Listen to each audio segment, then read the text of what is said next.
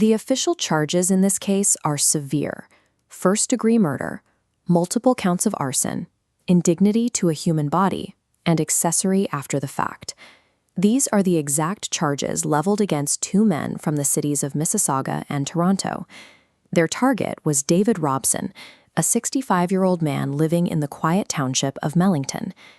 David Robson's death triggered an investigation that immediately crossed regional borders, pulling in evidence of arson, a stolen SUV, and multiple people working in tandem to obscure the facts.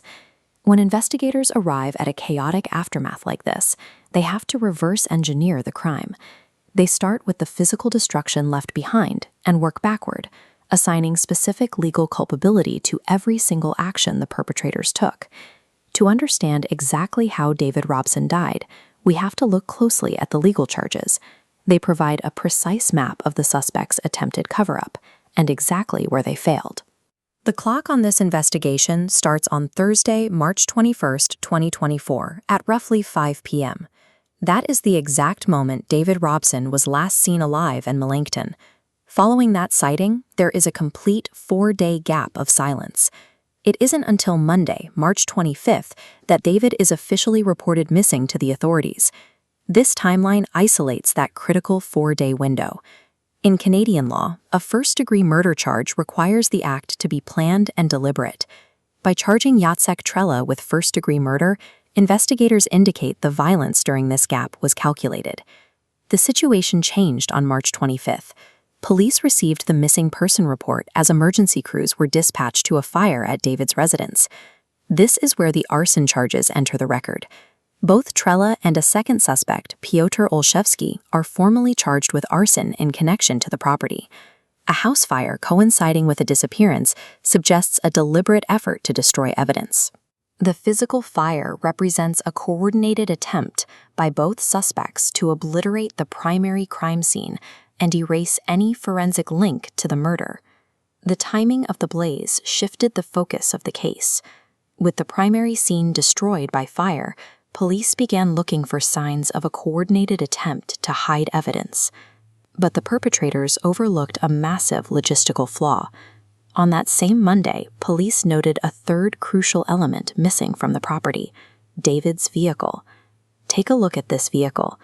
Investigators immediately launched a manhunt for a black 2017 Kia Sportage bearing Ontario license plate DAMZ 252. The suspects were now driving a mobile crime scene. The narrative jumps forward a week to the morning of April 1st. Police respond to a discovery at the intersection of Chinkakowsi Road and King Street, a deceased individual left near the roadway. A post-mortem examination confirmed the victim's identity. It was David Robson, and the official cause of death was homicide. The condition and location of the recovered remains led directly to an additional charge against Trela: indignity to a body. The charge reflects the treatment of the victim's remains during their transport and disposal. This map illustrates the spatial forensics of the crime. The suspects used the stolen Kia to transport the victim far away from the burned primary crime scene in Melancton, dumping the remains at the Chinkakowsi intersection. This geographic movement connects to Olszewski's charge: accessory after the fact to murder. His legal culpability lies in managing the logistics of moving evidence across regional borders. The perpetrators relied on geographic distance to create confusion. Instead, moving the body and driving the stolen vehicle left a physical footprint that connected both accomplices to the murder.